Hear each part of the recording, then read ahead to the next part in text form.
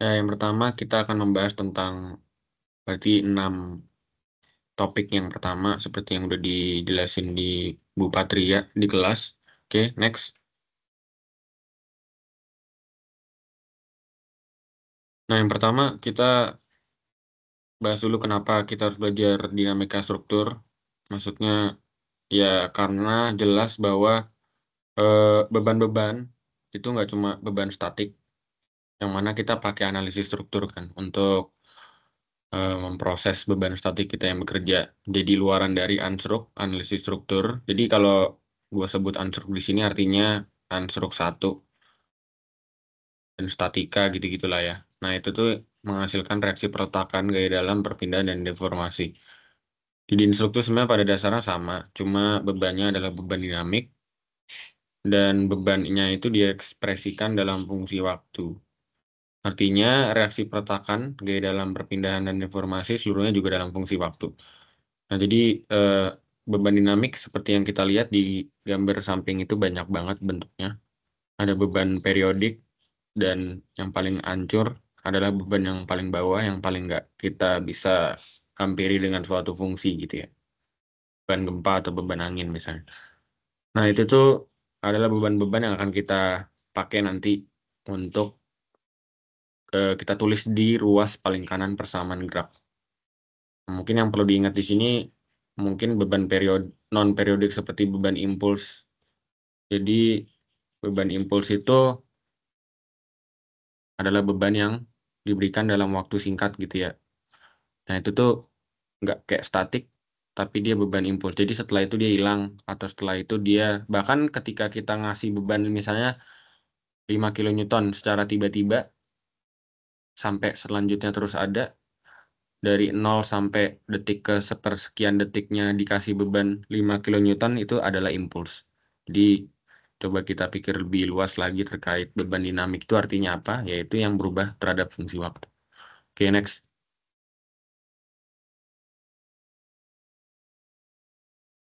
Nah, pertama-tama kita harus belajar dulu persamaan gerak di dinamika struktur.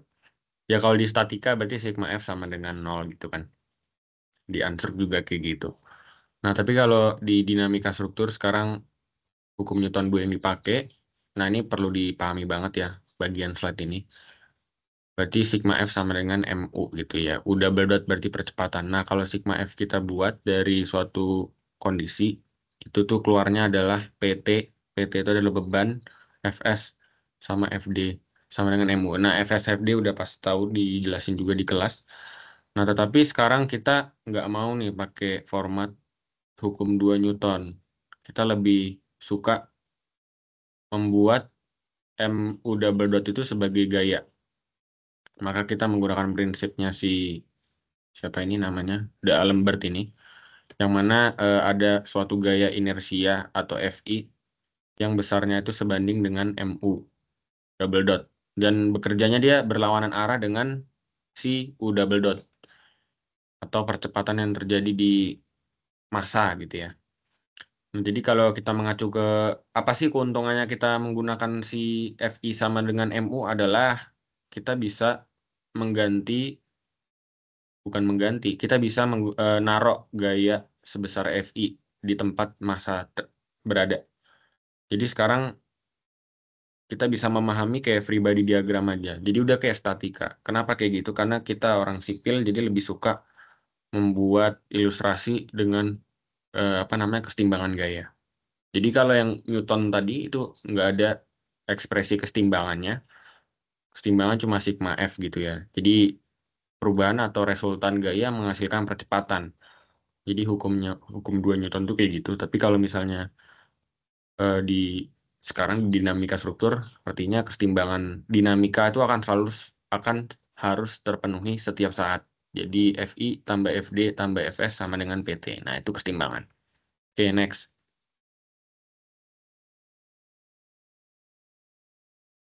Nah, kita juga perlu tahu, gue kurang tahu apakah disinggung secara spesifik sama Bu Patria, cuma bagi gue dan teman-teman di sini merasa ini penting karena di dua buku yang kami lihat ini dimasukin dan cukup concern aja sih jadinya. Jadi Persamaan gerak yang tadi kita lihat di awal dengan variabel U itu ternyata dibuat dengan apa namanya reference point ke static equilibrium. Jadi maksudnya apa? Jadi ini adalah hal penting ketika beban-beban yang memiliki massa itu diletakkan secara vertikal searah dengan degree of freedom-nya nanti. Nanti degree of freedom akan dijelaskan lebih lanjut ya. Jadi maksudnya ya sekarang si cantilever ini mau bergerak ke atas dan ke bawah, yang mana massa dari apa namanya benda yang ditaruh di ujung cantilever ini dan ada begasnya juga itu juga memiliki massa.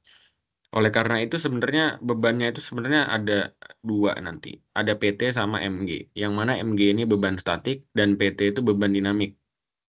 Oleh karena itu si bentuk dari deformasi cantilevernya itu sebenarnya udah ada static equilibrium seperti yang di kanan. Nah, oleh karena itu si U itu dibuat berdasarkan referensi point dari static equilibrium, sedangkan U bar di sini dibuat dari yang awal atau undeformed position dan delta ST itu adalah perpindahan statik akibat MG. Nah, ini free body diagramnya yang di kanan. Oke, next saja kita biar bisa langsung ini kan. Oleh karena itu, kita buat dulu nih persamaan gerak yang berdasarkan reference point-nya itu yang berdasarkan undeformed position. Jadi, kita ada juga beban gravitasi di situ. Oleh karena itu, di ruas kanan itu adalah tempat beban itu, kita taruh adalah W tambah PT. Nah, terus yang bar-bar ini berarti ke undeformed position ya. Nah, terus ini digunakan KE bukan K. Kenapa? Karena ya ada sistem pegas dan balok cantilever.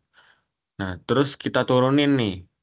Kita turunin. Kita umpamakan dulu bahwa ubar itu adalah DST ditambah U sesuai dengan yang digambar tadi. Nah, kalau kita turunkan dua ruas terhadap waktu dua kali, maaf itu U biasa yang di kanan ya, bukan U double dot yang di dalam kurung turunannya. Itu nanti akan menghasilkan U bar double dot sama dengan U double dot. Kenapa kayak gitu? Karena delta ST-nya tidak berubah, bukan variabel. Jadi dia akan jadi nol gitu. Nah, oleh karena itu kita substitusiin balik. Didapat persamaan yang bawah, yaitu MU double dot KEU PT.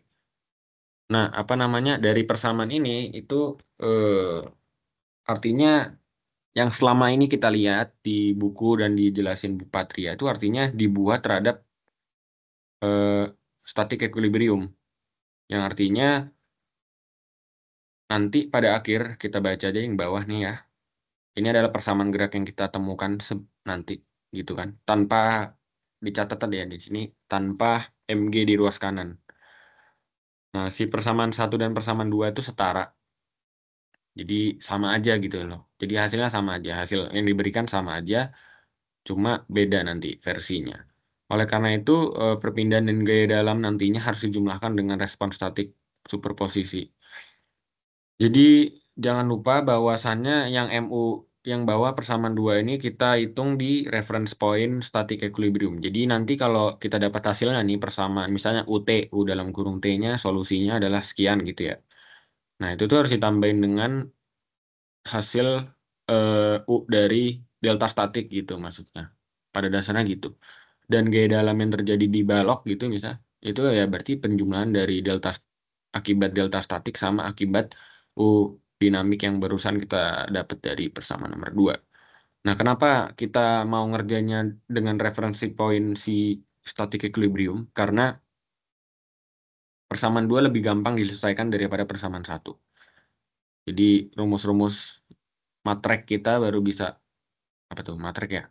Ya nggak tahu lah itu matematika kita baru bisa dipakai di persamaan 2. Di persamaan satu agak agak sulit karena ada W plus PT gitu ya. Anggap aja W plus sin misalnya W plus 500 sin. Nah, itu kan repot ya.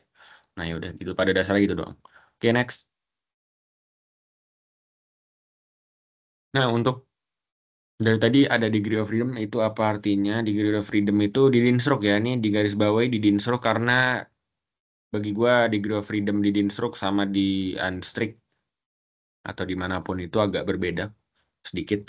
Kalau di Dinstroke itu adalah jumlah perpindahan yang independen. Maksudnya independen itu ya kita Perpindahan, maksudnya perpindahan yang satu dengan perpindahan yang lain tuh nggak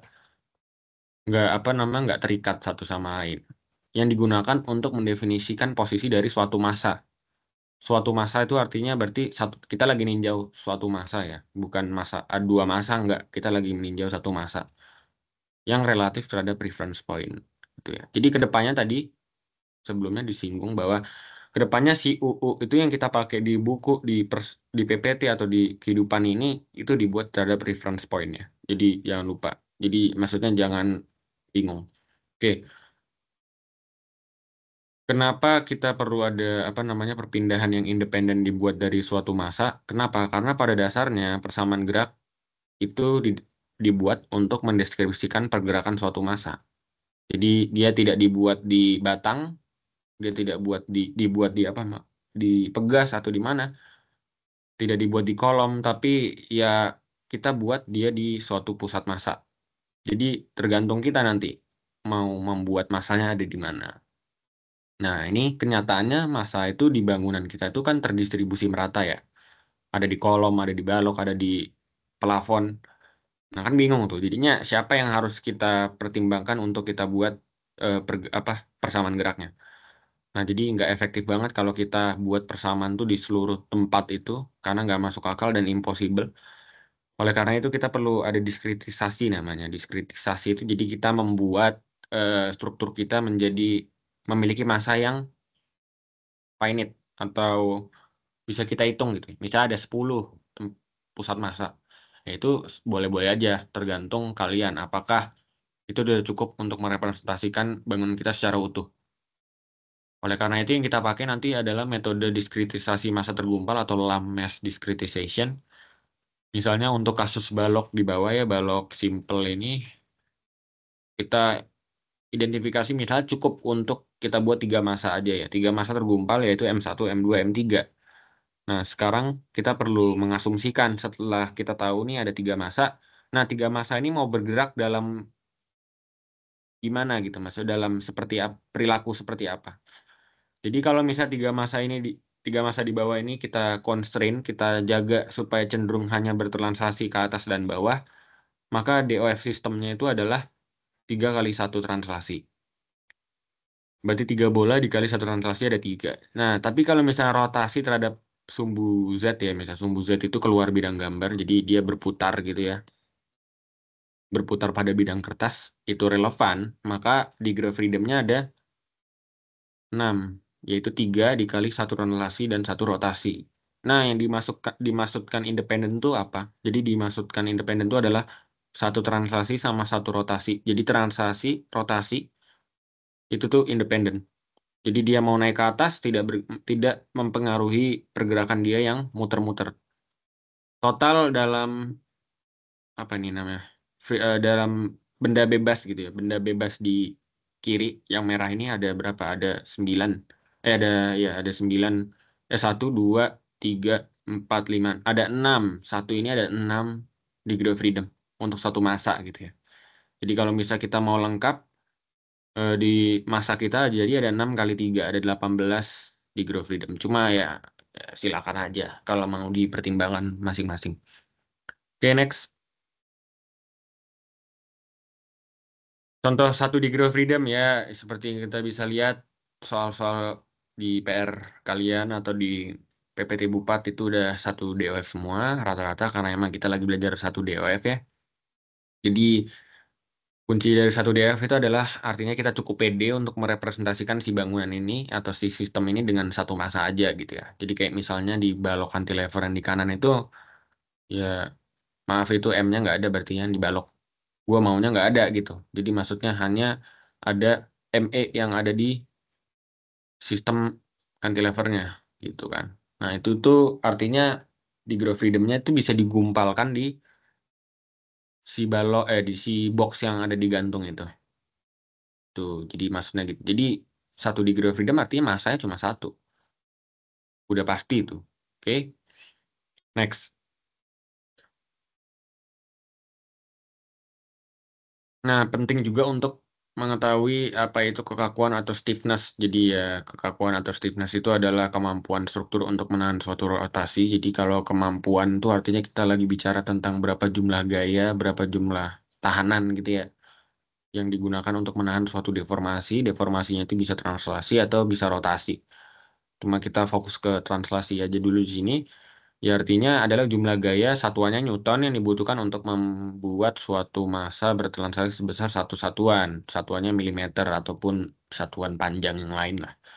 Nah untuk kedepannya kita coba fokus ke dov translasi aja di Dinstruct karena lebih dominan daripada dov rotasi yang muter-muter gitu ya. Jadi kita nggak terlalu pakai.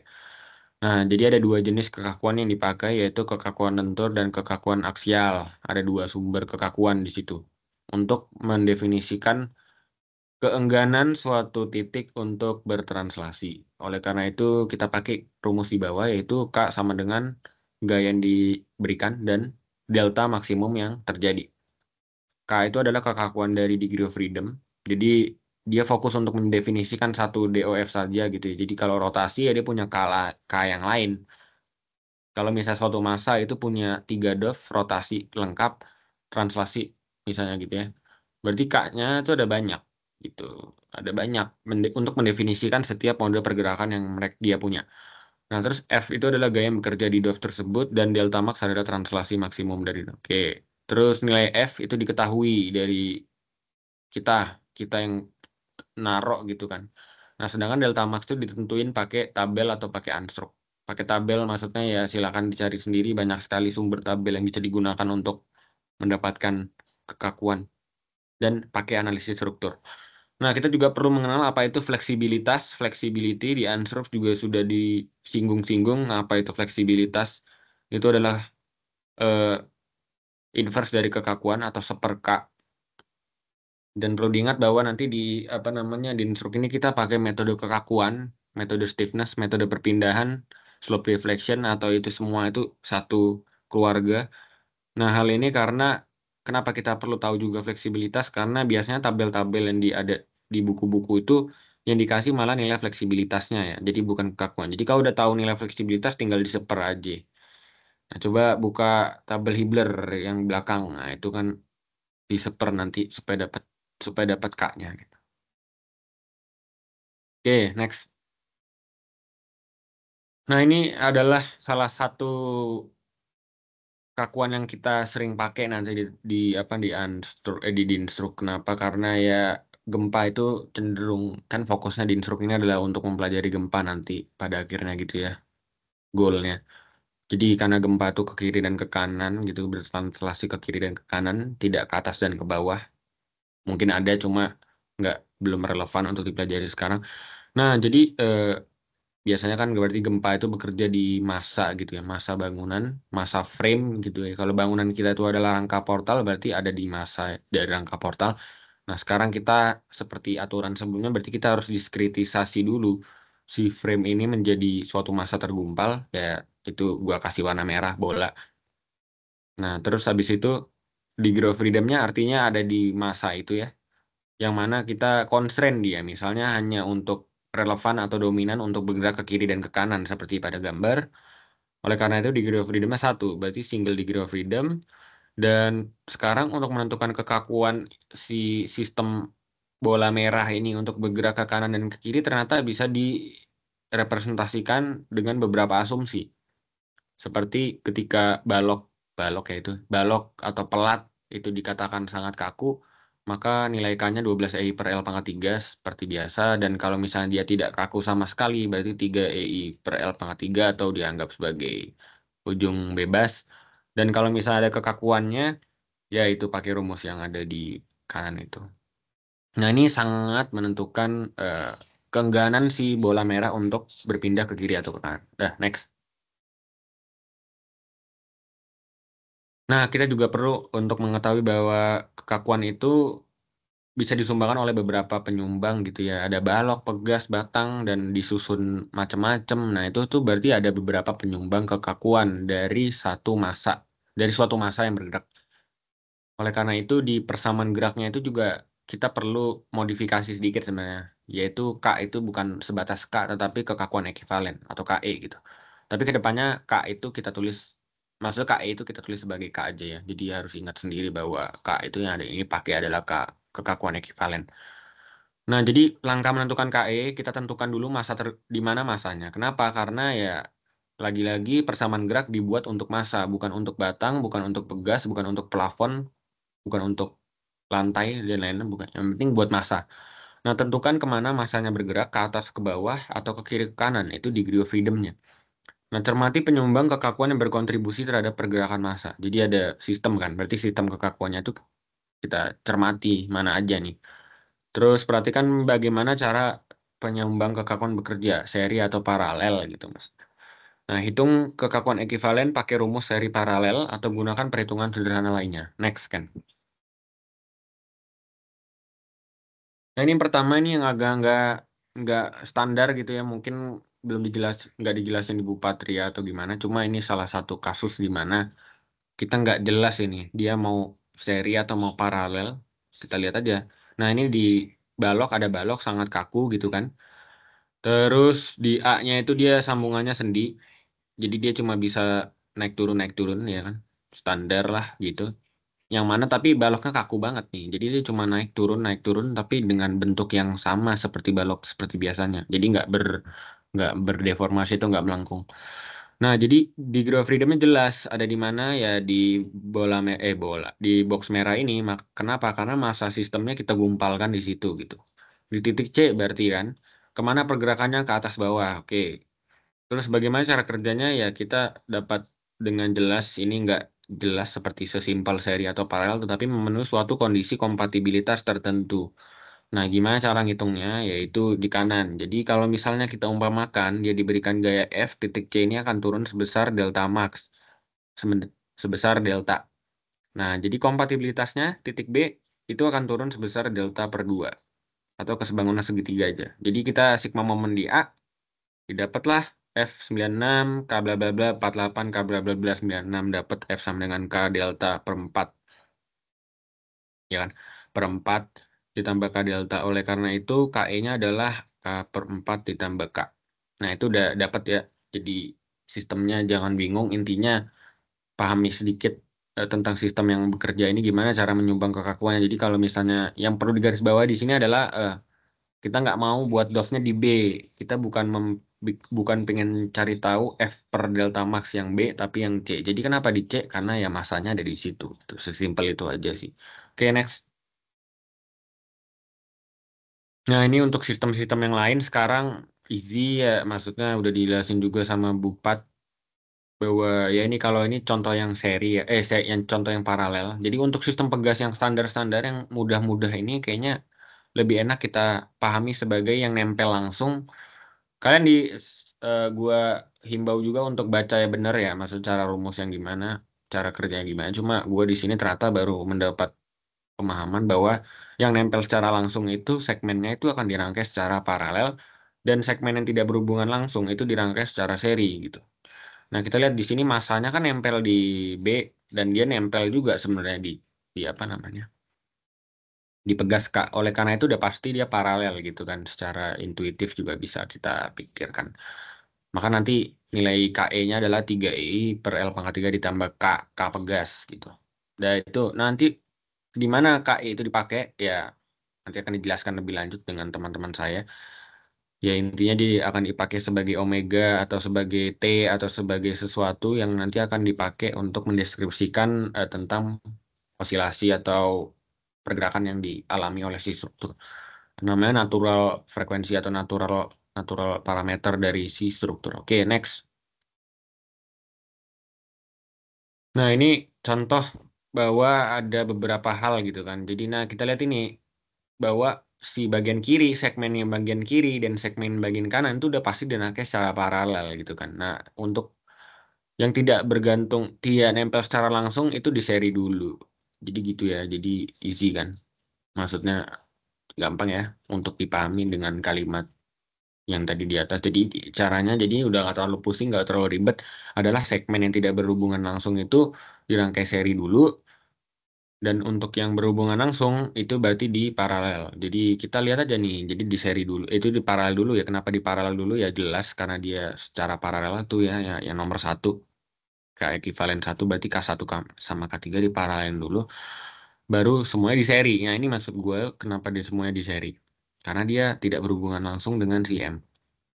Nah oke, terus habis itu baru dia diparalelin. Kenapa? Karena dia sekarang udah nempel gitu kan di nomor 3. Ya itu cukup gampang lah untuk kalian pikirkan. Oke, next. Nah ini contoh yang agak agak apa ya, agak membingungkan. Jadi sekarang kalau misalnya ditanya nih, gimana kekakuan ekuivalen sistem di kiri itu belum bisa. Kenapa belum bisa? Kenapa? Karena masanya di mana gitu kan. Kita juga harus tahu masanya di mana di K1 di K3. Yaitu sekarang kita asumsiin kenapa? Karena asumsi yang berbeda itu akan menghasilkan nilai kekakuan ekuivalen yang berbeda. Jadi kalau dia di K3 nilainya beda nih KE-nya. Kenapa ya? Kita coba cek aja nih. Misal kalau dia di K1 berarti yang nempel secara langsung adalah balok K1 dan sistem K2 K3. Yang artinya K2 dan K3 itu harus di seri dulu gitu kan. Nah, jadi K1 paralel dengan segmen seri K2 K3. Jadi K1 ditambah K2 K3 di per K2 plus K3. Nah, kalau kita taruh di K3 ya pasti beda dong. Berarti K3 diparalelkan dengan sistem seri K1 K2. Itu hasilnya beda. Jadi ya coba nanti kalian apa namanya pahami lagi lah tentang ini. Tapi kira-kira cara yang mudahnya adalah seperti itu. Kalau mau cara yang agak lebih resmi atau cara yang lebih ini ya kita bisa pakai kayak unstrict gitu ya. Kita bisa pakai matriks kekakuan struktur. Kalau misal butuh pembuktian atau gimana nanti mungkin bisa gua buat. Oke, next.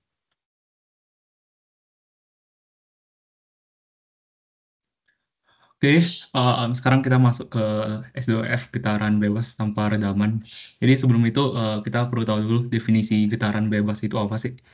Nah, jadi getaran bebas itu merupakan suatu kondisi pada sistem saat dia itu saat terjadi vibrasi itu tidak ada beban sama sekali.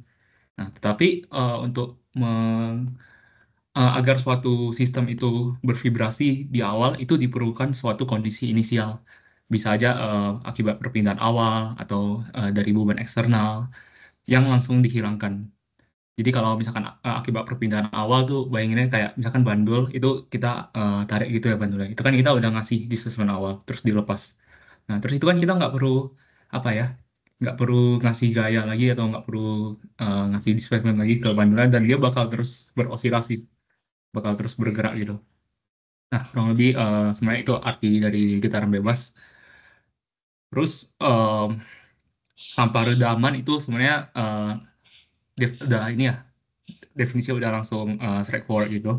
Jadi si C-nya itu nol, kayak si osilasi kita, vibrasi kita itu nggak bakal keredam. Jadi kalau dilihat di gambar di kanan ini ya, itu misalkan kita kasih perpindahan awal atau gaya awal itu dia bakal kayak gini terus gelombangnya. Maksudnya nggak mengecil. Itu kan sebenarnya kondisi yang apa ya, yang mungkin nggak mungkin ya, kayak eh, maksudnya dia misalnya kayak bandul tadi deh itu kita lepasin terus dia bakal gerak-gerak terus selamanya gitu itu kan nggak mungkin pasti ada suatu redaman bisa dari gesekan atau dan lain sebagainya tapi ini kita ninjau suatu kasus jadi ini emang kasusnya suatu SDOF getaran bebas tanpa redaman diperlukan buat apa jadi sebenarnya ini intinya nanti biar memperoleh parameter-parameter natural dari struktur kita yang nantinya bakal digunakan untuk penjelasan ke depannya. Jadi sebenarnya kan getaran bebas itu kan PT-nya 0 tanpa redaman C-nya 0 terus sama vibrasi awal kan mucuku ya MU tambah CU tambah KU sama dengan FT PT maksudnya nah itu kalau disubstitusikan 0 itu jadi kayak gini aja MU plus KU sama dengan 0 kemudian kalau persamaan ini kita solve dengan matematika rekayasa jadi dulu kan di matematika matrek kita bisa nge-solve ini ya persamaan diferensial. Nah, itu bakal diperoleh suatu solusi dalam bentuk perpindahan dalam fungsi waktu UT sama dengan ini. Untuk penurunannya harusnya di unsur ini kayak apa ya, nggak gitu ditekanin lah. Yang penting kalian ngerti, maksudnya rumusnya dipakai di mana atau nggak rumusnya datang dari mana. Nggak perlu sampai kayak matreknya gitu. Nah, terus ini omega n itu apa? Omega n itu kalau di instruk tuh disebut sebagai frekuensi natural. Jadi sebenarnya frekuensi natural tuh bisa Fn bisa omega n. Nah, kalau Fn ini kan sebenarnya apa ya, frekuensi yang biasa dipelajarin ya. Tapi ini sebenarnya kalau di distro tuh kepanjangnya frekuensi siklik natural. Cuma kayak mereka sering menyamakan gitu lah. Kalau ditanya frekuensi natural, berarti tetap harus dicari dua-duanya, omega n sama Fn ini. Nah, terus ini U0, U.0 ini tadi kondisi awalnya, inisialnya. Jadi kalau ya sangat diperlukan lah kondisi inisial ini, karena kalau nggak ada kondisi inisial berarti dia nggak bakal ada vibrasi sama sekali. Jadi ini kayak syarat requisite-nya gitu. Em, terus untuk perhitungan periode itu apa ya? Sebenarnya bisa langsung di ini aja sih, langsung pakai hubungan apa ya, dari omega n-nya gitu. Jadi kan Tn langsung 2pi kali omega n. Terus nanti Fn-nya juga bisa dihitung pakai omega n atau langsung super Tn gitu. Biasanya sih kalau di struktur di bangunan gitu, kita tuh lebih sering menggunakan parameter periode natural struktur Tn ini. Karena memang struktur ini kan kita siklusnya nggak besar ya. Sedangkan kalau parameter Fn tuh em, biasanya digunakan untuk suatu sistem yang memang dia sangat apa ya, vibrasinya tuh sangat besar. Jadi satu siklus 1 detik itu bisa kayak siklusnya bisa sampai ribuan gitu. Ya ini mungkin apa ya, sebuah fakta aja. Ini sebenarnya ada kondisi-kondisinya juga A B C D E. Misalkan ini kondisi inisialnya ya, nggak strukturnya nggak diapa-apain, terus kita dorong strukturnya. Misalkan ada suatu beban lateral gitu ya, yang langsung dilepas. Nah itu strukturnya bakal beroscilasi ke kanan dulu. Terus dia bakal kembali ke posisi normal, terus dia ke kiri lagi, ke kiri dan ke normal. Dan ini akan selalu berulang. Jadi siklusnya tuh A B C D E terus ngulang lagi. Si E ini bakal jadi A terus ya gitulah. Em, Mungkin parameter penting dari grafik ini sebentar ada nggak ya? Nanti dicontoh soalnya sih. Selanjutnya ini udah masuk ke apa ya? Udah masuk ke rekayasa gempa sih harusnya. Jadi sebenarnya S2F ini tujuannya tuh untuk maksudnya ini merupakan suatu basis lah dari suatu analisis dinamis yang bakal uh, sering digunakan. Jadi sebenarnya analisis dinamis yang dapat digunakan untuk menganalisis bangunan itu ada berapa ya? Ada menggunakan beban statik lateral, respons spektra, pushover dan lain sebagainya. Itu sebenarnya nanti bakal dipelajari juga. Cuman ini intinya kita fokus ke RF dulu, ke beban statik lateral ini. Jadi beban statik lateral itu eh, berangkat dari S2F getaran bebas tanpa redaman. Nah, di sini kan sebenarnya langsung persamaan yang dipakai itu langsung si FST sama dengan KUT. Nah, KUT-nya ini didapatkan dari yang tadi, UT yang ini. Jadi sebenarnya nanti selama di stroke ini bakal beda-beda ya UT-nya. Mungkin UT-nya bisa akibat getaran bebas dengan redaman atau enggak getaran apa beban harmonik atau lain sebagainya. Pokoknya em, intinya kalau kita ngomongin RF itu UT-nya tuh si yang getaran bebas tanpa redaman ini. Nah, terus yaudah langsung dihubungin dengan kekakuan struktur. Makanya ini kalau dia di grafiknya dia sama ya ininya amplitudonya. Terus maksudnya amplitudonya tuh kayak amplifikasinya. Terus periodenya tetap. Jadi ya gitu. Ini langsung ke contoh soal untuk yang kasus undamped free vibration. Jadi misalkan ini ada jembatan, terus diasumsikan ini pelaknya sangat rigid. Jadi pas ngitung kekakuannya itu bisa pakai jepit-jepit kayak gini. Jadi tadi kan udah dijelasin ya jepit-jepit itu rumusnya pakai 12 EI per H pangkat 3. Yaudah itu langsung dimasukin aja. Soalnya datanya udah diketahui semua. E-nya berapa, IZ-nya berapa, H-nya berapa. Jadi dimasukin kali 3 karena memang di satu band ini dia ada tiga pier ya. Nih. 3 pier. Terus nanti dikalikan 2 lagi karena dia ada 2 band. Nah, terus untuk masanya sendiri itu sebenarnya karena masa di soal ini masanya itu eh, hanya merupakan kontribusi dari platnya aja. Makanya ini kita langsung hitung volume si pelatnya. Jadi ini sebenarnya volume pelat dikali massa jenisnya didapatkan massanya segini.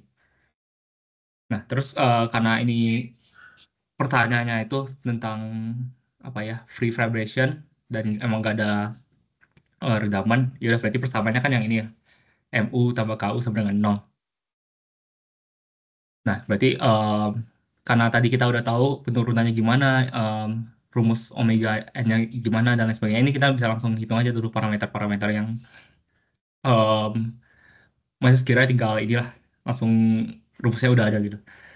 Nah, ini yang pertama untuk omega n. Nah, ini yang perlu em, ditekankan itu adalah satuannya. Jadi saat menghitung omega n ini, si K-nya itu kalau bisa, maksudnya K-nya ini selalu dalam Newton per meter. Jadi K-nya Newton per meter, terus M-nya itu kg. Nah, nanti hasilnya itu bakal radian per second. Jadi ya maksudnya konsisten aja lah di masanya pas ngitung omega n ini.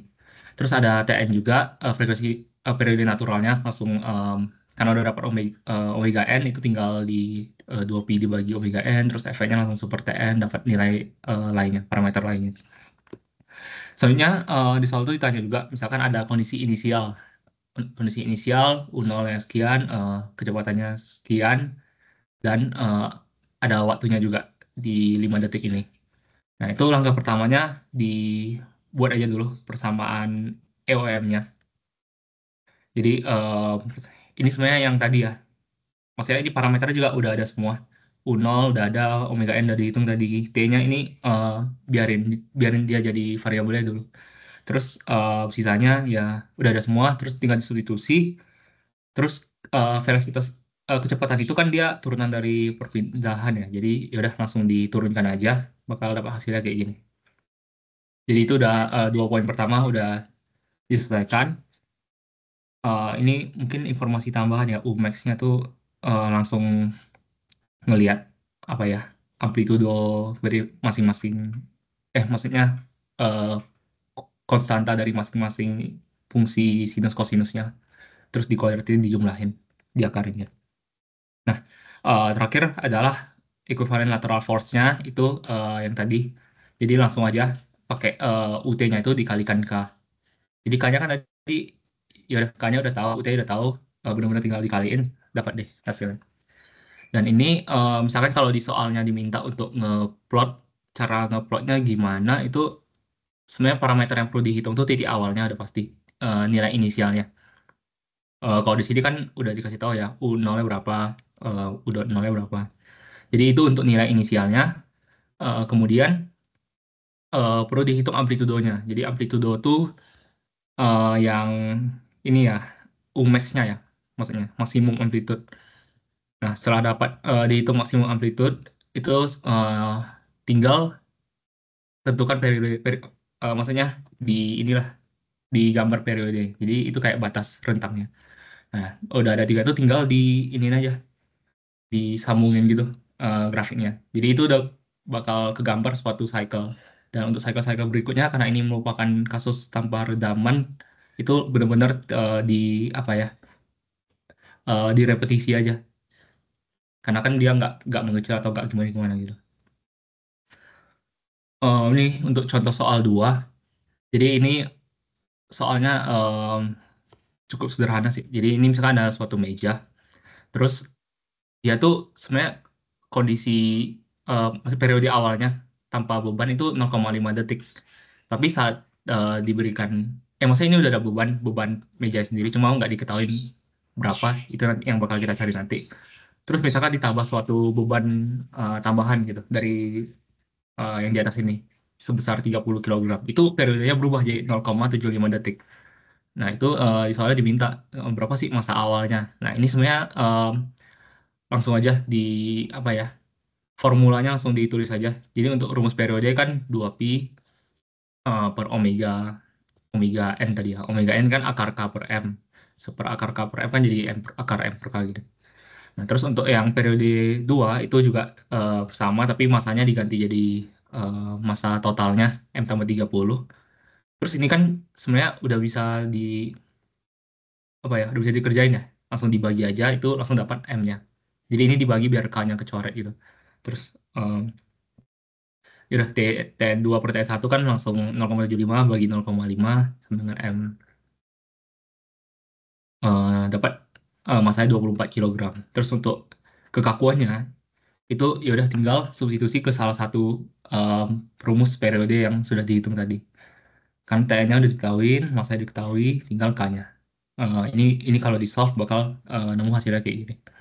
Ini satuannya Newton per milimeter karena ya memang nggak dikonversi gimana-gimana gitu. Karena kan masanya udah dalam kilogram, radianya terus tadi radianya tuh oh nggak, periode itu dalam detik. Jadi kalau di omega n-nya itu pasti seper s gitu atau radian per second. Gitu sih untuk contoh soal S2F getaran bebas tanpa redaman. Jadi istilah periode natural, frekuensi natural, pokoknya yang ada natural-natural itu kita pasti ngomongin kondisi ini. Oke, selanjutnya kondisi S2F getaran bebas sekarang udah ada redaman dengan redaman. Jadi dari ini ya dulu lah, maksudnya redaman itu apa sih? Jadi sebenarnya redaman itu mungkin suatu apa ya? Suatu peredam lah. Jadi misalkan ada suatu grafik osilasi. Itu kalau kita ada redaman itu vibrasi bakal mengecil dan pada akhirnya dia tuh bakal mendekati nol gitu. Nah, itu tuh ini hampir pasti ada di semua sistem lah di di dunia gitu. Nah, ini redaman bisa dari mana aja?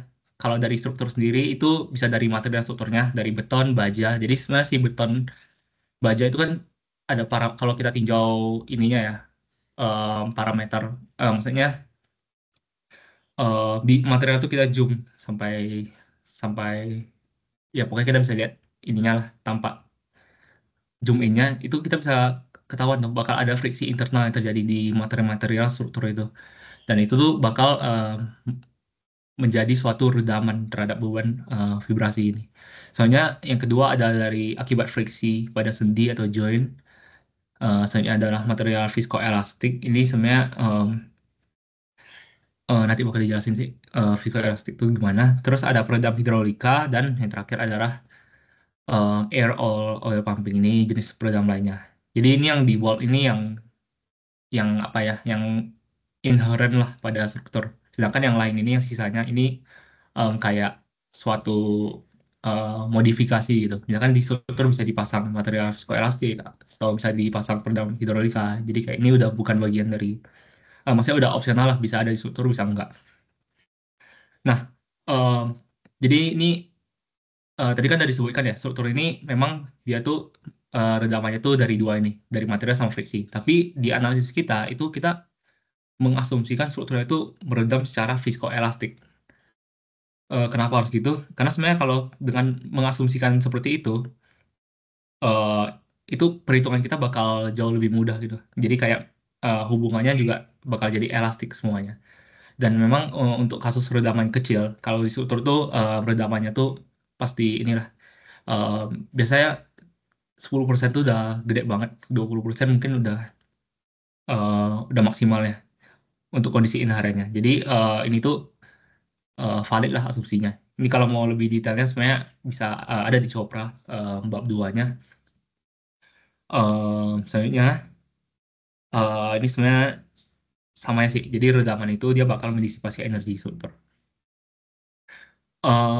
Ini mungkin next saja. Nah, jadi ini gambarannya ya. Ini misal tadi yang merah ini 0% damping. Berarti kan ini kayak kasus sebelumnya, getaran bebas tanpa redaman. Nah, itu ya udah dia bakal amplitude bakal gitu-gitu aja. Sedangkan kalau udah diberikan damping 10%, ini 10% sebenarnya udah besar ya kalau konteks struktur. Itu dia bakal keredam, bakal mengecil ya, yang biru ini. Dan kalau redamannya lebih tinggi lagi, 20%, itu bakal lebih em, ini lagi, lebih cepat em, si vibrasinya untuk mencapai nol. Nah, ini ada gambaran lainnya, sama aja lah dua ini. Ini untuk kasus 2%, 5%, 10%, 20%. Terus gaya redaman dari viskosnya itu dapat dituliskan sebagai FD dengan C kali U dot T. Ini sebenarnya yang tadi juga udah apa ya, udah dijelasin lah kan. Mucuku itu ada yang FI, gaya akibat inersial, FD akibat damping, sama eh, stiffness akibat kekakuan.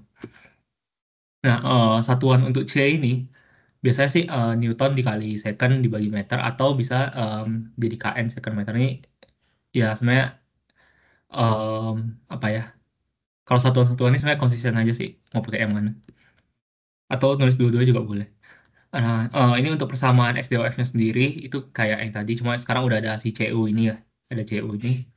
Terus kalau diturunkan, maksudnya persamaan, oh belum, sebelum itu, kalau misalkan persamaan ini dibagi M ya semuanya, itu bakal jadi kayak gini. Nah, itu kalau dibagi M sebenarnya, maksudnya ini kan ada parameter baru ya, ada zeta.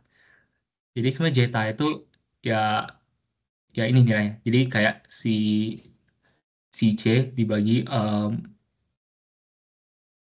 dibagi M, terus ada ini ya, ada 2 omega T juga, kayak em, ya pokoknya ini disebut salah satu dari parameter redaman lah. Nanti di contoh soal kalau ditanya tentang parameter redaman ini harus dihitung juga si zeta ini.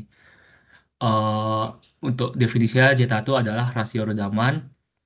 Terus CCR-nya apa? CCR itu kondisi saat struktur itu critically damped. Jadi itu tuh kayak em, ya 1 detik, atau pokoknya struktur itu dia langsung apa ya, langsung keredam di periode awalnya. Nah, kayak gitu. Sedangkan untuk yang overdam itu struktur itu bakal ya mirip kayak CCR ini, tapi dia ngeredamnya agak lama, slow rate. Jadi kalau dilihat di graf ini dia kan lebih apa ya, lebih panjang kan periodenya. Nah, gitu. Eh, Secara definisi sih sebenarnya em, critically damp atau overdam itu kondisi di mana struktur itu langsung keredam saat periodenya itu, maksudnya saat satu siklus saja. Kalau ini kan underdam nih dia harus apa ya, ada beberapa siklus kan, naik turun naik turun naik turun, terus nanti di akhir bakal keredam. Nah kan yang ini dia langsung keredam gitu. Em, nah, ini untuk apanya ya, solusinya. Jadi ini sebenarnya penurunan rumusnya, nggak tahu ya di matrek dipelajarin atau enggak, tapi sebenarnya pakai matrek juga, persamaan diferensial itu kayak harus eh, diasumsikan GE pangkat eh, pangkat suatu gitulah. Tapi ini kita langsung aja ke udah ada solusinya gitu. Solusinya tuh eh, untuk yang sering kita gunakan itu adalah undamp system, karena memang tadi struktur itu biasanya redaman struktur tuh lebih kecil dari 20%. Dan itu masuknya ke underdamp system. Nah, kalau critically damped itu sebenarnya ini kan zeta sama dengan 1, itu berarti sama kayak 100%. Overdamp berarti lebih besar dari 100%. Struktur itu berarti dia kalau di sini 0,2 lah maksimalnya. Nah, ini kita tinjau yang underdamp-nya. Dapat solusinya ini, omeganya juga sebenarnya beda ya. Ini ada omega D, ini omega dam, frekuensi akibat getaran bebas dengan redaman, itu nilainya adalah frekuensi natural tadi dikali suatu fungsi dari zeta ini. Nah, jadi memang frekuensi natural ini apa ya, kayak em, mungkin kalau di analisis apapun itu yang harus dihitung awal-awal, karena emang dia tuh kan bukan merupakan fungsi dari redaman, bukan merupakan fungsi dari beban luar, kayak benar-benar fungsi dari massa dan kekakuan struktur. Dan itu kan massa dan kekakuan struktur tuh emang udah apa ya, udah kayak inherennya gitu. Jadi ini kayak identitasnya gitu lah, naturalnya gitu. Nah, em, ini tambahan aja nih, kalau ceritanya nol, disubstitusikan ke persamaan atas, dia bakal kayak yang persamaan yang tadi kita udah ini ya bahas ya, yang SDF getaran bebas tanpa redaman. Nah, terus ini ada grafik envelope-nya. Ini persamaannya plus minus rho pangkat zeta omega nt. Ini rho-nya, nilai rho-nya ini sebenarnya parameternya sama lah, kayak maksudnya sama kayak getaran bebas tanpa redaman. Jadi yang diperlukan itu adalah kondisi inisialnya. Karena ini mungkin diingatkan lagi, vibrasi itu nggak mungkin terjadi kalau dia nggak ada kondisi inisial. displacement awal, gaya awal gitu. Nah, ini ya ke- dapat dia ya di grafik envelope ini dia benar-benar kondisi ada di kondisi envelope-nya gitu, di max-nya gitu, max dan min-nya. Jadi pas menggambar grafik ini dia kayak em, apa ya? Bukan asimtot juga sih. Ini benar-benar titik dia karena dia ada apa ya? Titiknya kesentuh gitu. Dan ini bakal menunjukkan seberapa cepat strukturnya bakal keredam, terdisipasi. Em, Lanjut, ini bedanya mungkin ya akibat pengaruh redaman itu frekuensi natural berubah, yang dari natural jadi damping ya udah pastilah berubah, terus periode juga berubah, tapi efek ini seringkali diabaikan karena untuk rasio redaman kecil. Jadi dapat dilihat di gambar bawah kanan ini itu adalah hubungan hubungan parameter yang udah keredam dan yang belum keredam. Itu ini kelihatan ya ada garis merah ini. Itu kalau kita mengasumsikan omega n sama dengan omega d atau enggak eh, periode natural sama dengan periode keredam, itu dampaknya nggak terlalu besar karena memang dia belum apa ya, ya maksudnya masih di dalam batas toleransi lah. Makanya seringkali kita langsung aja asumsikan omega d-nya sama dengan omega n sama dengan akar K per M. Ini kan yang tadi ya, akar K per M. Terus periode periode yang udah keredamnya itu sama kayak natural 2pi dibagi omega n. Nah, itu kalau disubstitusikan ke persamaan awal, itu bakal jadi kayak gini. Jadi ini kan lebih simple ya. Maksudnya, yaudah kita jetanya itu cuma ada di sini loh. Di sini dan di E pangkat ini ya. Dan pastinya bakal mempercepat perhitungan lah. Grafik envelope-nya juga bakal berubah. Em, Gambarnya juga bakal berubah. Cuma gambarnya nggak jauh-jauh amat lah berubahnya. Kecil banget. Nah, cuman mungkin nanti di contoh soal kayak kapan sih si omega ini benar-benar harus dihitung gitu. Ini hampir selesai. Ini bagian decay of motion. Jadi ini nih kita lagi bicarain seberapa cepet sih redamannya itu terjadi. Disipasi energi terjadi dari U1, U2, U3, U4. Jadi ini sebenarnya decay of motion ini biasanya digunakan kalau kita mau menghitung si jetanya. Jadi kasusnya ya, ini nih rumusnya tuh dapat disebutkan sebagai ln UI dibagi UI plus J sama dengan ini. Jadi ini sebenarnya ada penurunan juga di Copra kayak ada dan di modul 5 PPT Bu dia harusnya ada juga. Cuman ini langsung aja ke persamaan yang bakal dipakai kalau ngerjain soal.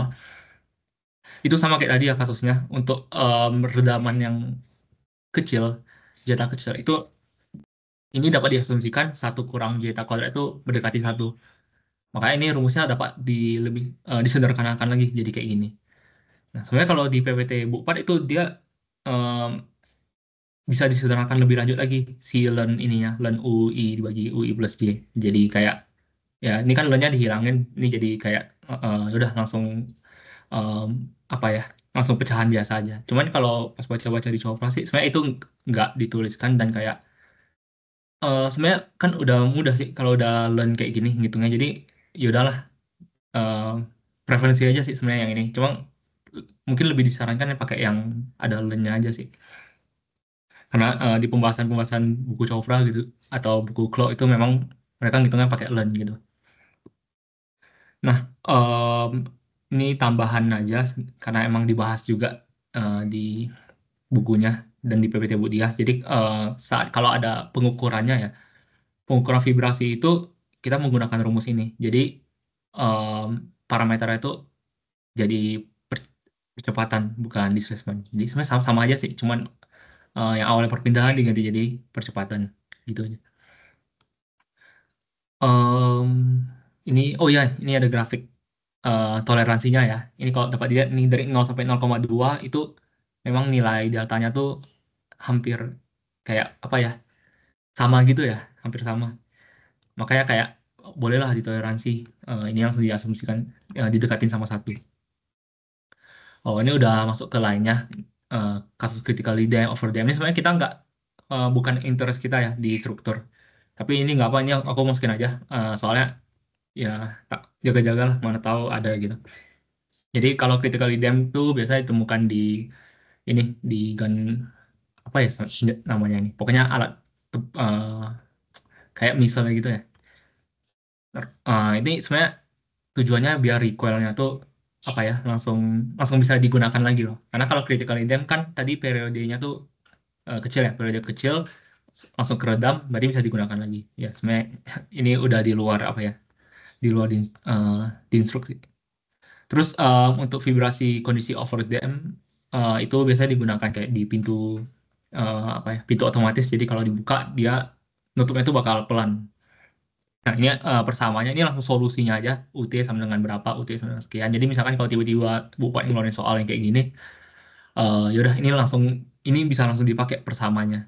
Ini kan parameternya juga apa ya, mudah lah dihitungnya. Biasa U0, U.0 ini udah diketahui di soal, terus omega N, kan ini langsung akar K per M.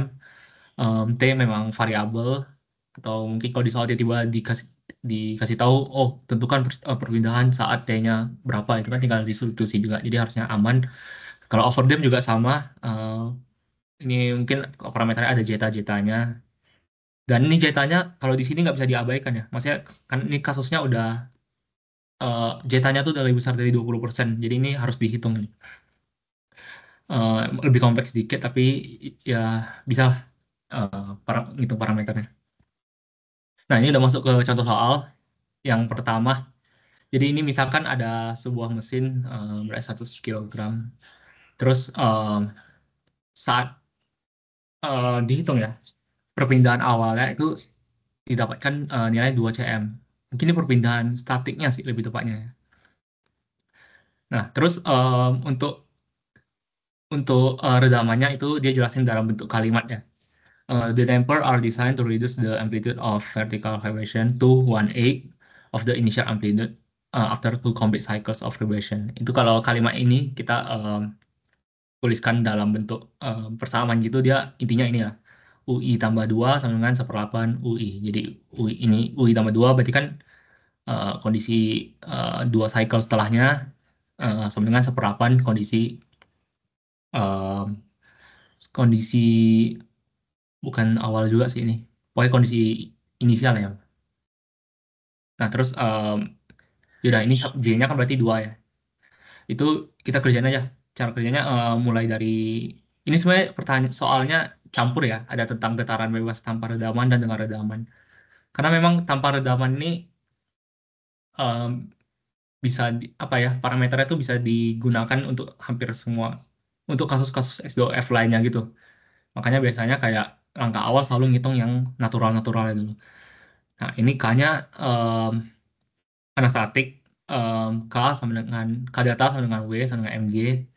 Ini kayak apa ya, rumus pegas gitu ya. Dapatkan nanti kelakuannya 50.000 Newton per meter. Satuannya jangan lupa ini harus Newton per meter.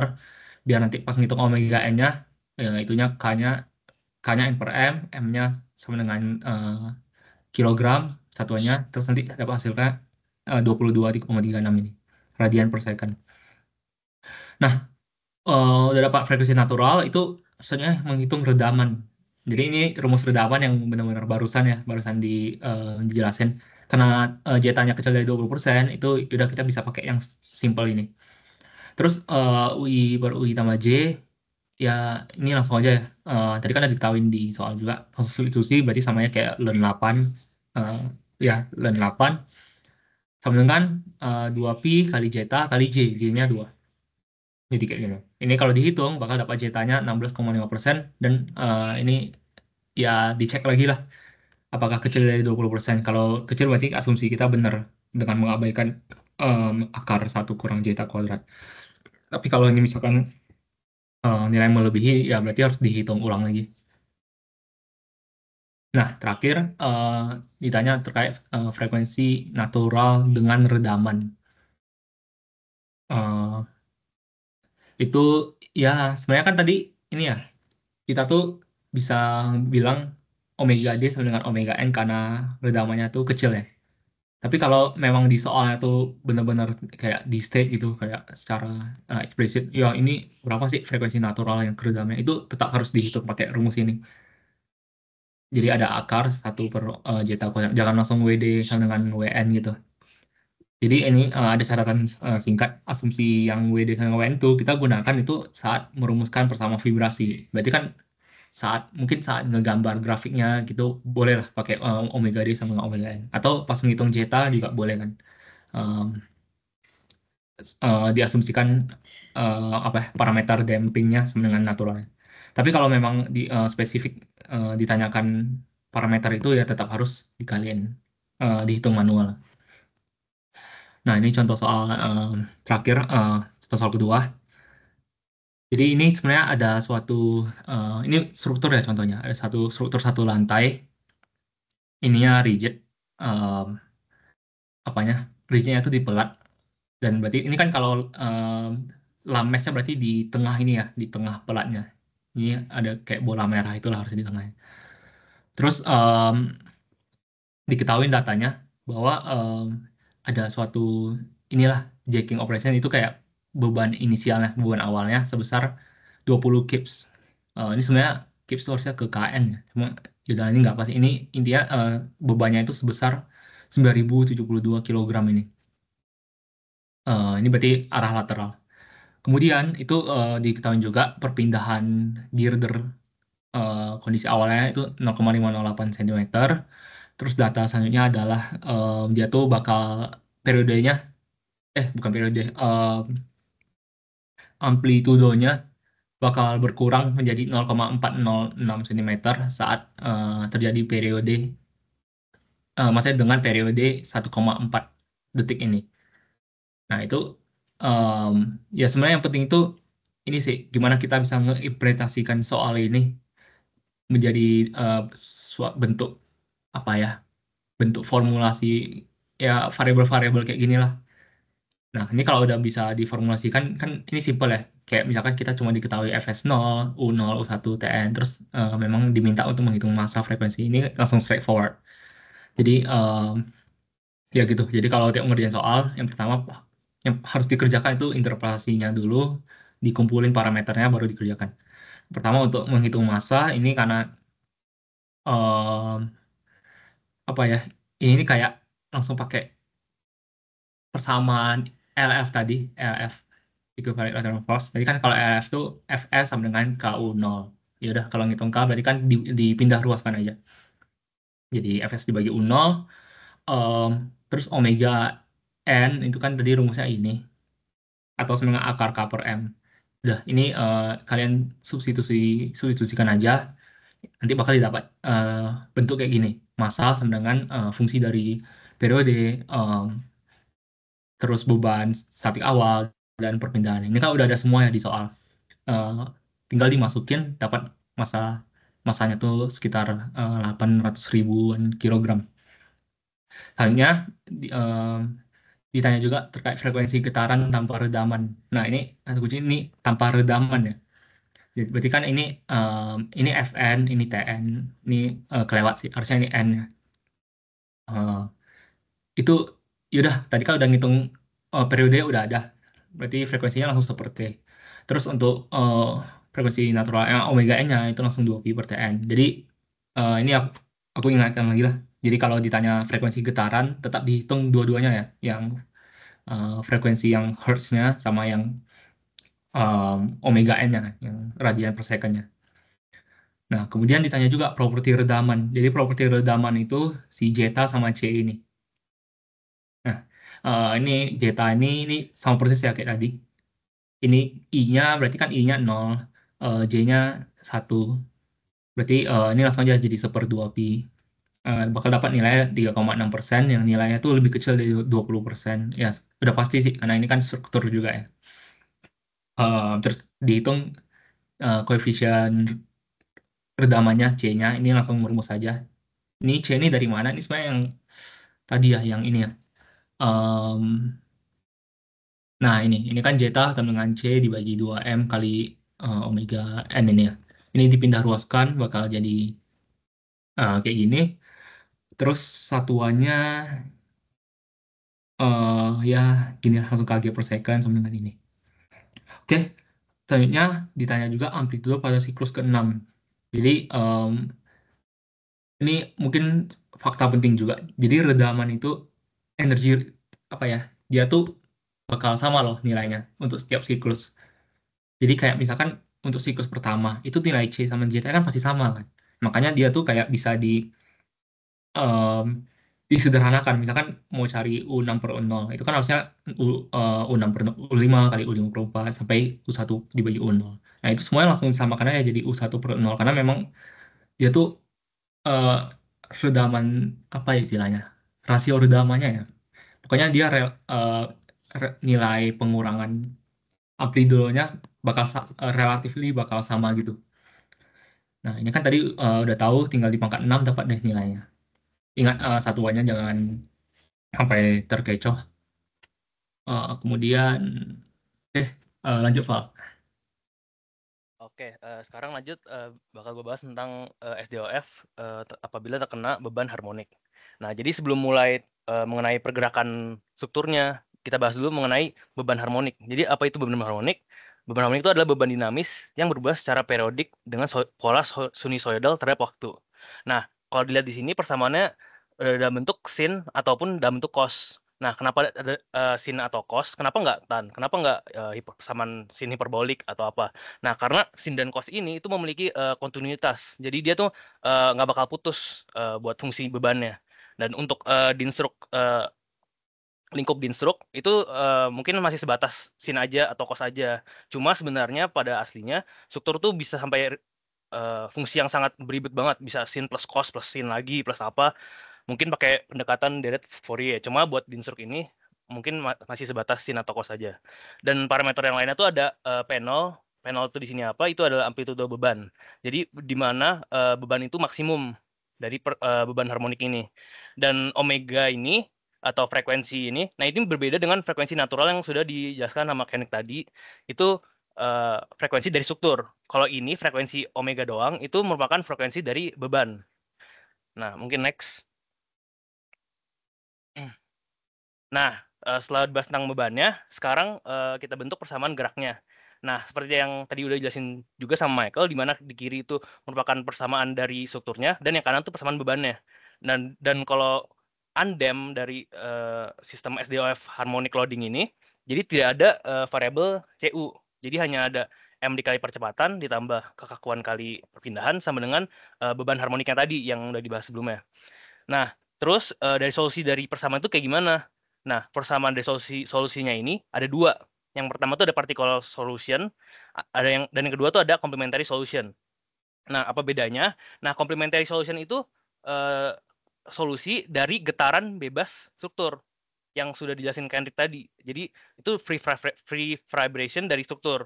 Dan itu vibrasinya itu dinamain transient vibration. Nah, di mana yang particular solution itu merupakan getaran paksa. Itu diakibatkan oleh beban harmonik tadi dan dinamakan vibrasinya itu steady state vibration. Nah, kalau dilihat dari persamaannya juga di sini UC itu adalah B1, ada konstanta B2 sama di particular solution itu ada konstanta U. Nah, itu ntar penurunannya di next slide, tapi di sini dilihat juga bahwa persamaan sinusoidal cos dan sin di complementary solution itu omega n natural. Jadi pengaruh sinusoidal dari pergerakan solusi komplementari itu dipengaruhi sama frekuensi dari struktur. Sementara kalau di particle solution atau UP ini itu omega doang, di mana itu merupakan frekuensi dari beban. Nah, itu perbedaannya. Nah, next. Nah, sekarang apa itu B1 dan B2? Nah, sebenarnya B1 B2 ini sebenarnya solusinya tuh bisa dicari penurunannya menggunakan initial condition karena complementary solution yang tadi yang Ken udah bilang juga itu free vibration di mana pasti ada initial condition ya, nggak mungkin dia tuh nggak ada. Nah, maka dari itu persamaan ini bisa diturunin menggunakan diferensiasi sehingga dapatkan solusi buat complementary solution itu sebagai berikut. Dan untuk yang particular solution itu U-nya itu didapatkan dengan substitusi ke persamaan gerak yang tadi yang MU tambah KU sama dengan P0 itu. Nah, itu tadi bisa dimasukin dapetin buat solusi partikular itu sama dengan kayak berikut. Dan solusi totalnya itu tinggal dijumlahin aja antara complementary solution dan juga particle solution. Nah, sehingga didapetin persamaan yang panjang ini. Nah, di sini juga ada beta. Nah, beta ini apa? Beta ini adalah rasio antara frekuensi dari beban dibanding sama frekuensi dari struktur. Nah, di grafik ini juga bisa dilihat bahwa kalau misalkan grafik yang transient itu yang warna hitam, itu merupakan pergerakan free vibration dari struktur. Sementara yang merah itu steady state, itu di mana disebabkan oleh beban yang terjadi. Nah, totalnya itu yang biru. Jadi kayak gelombang dari transient itu akan bergerak naik turun sesuai dengan steady state.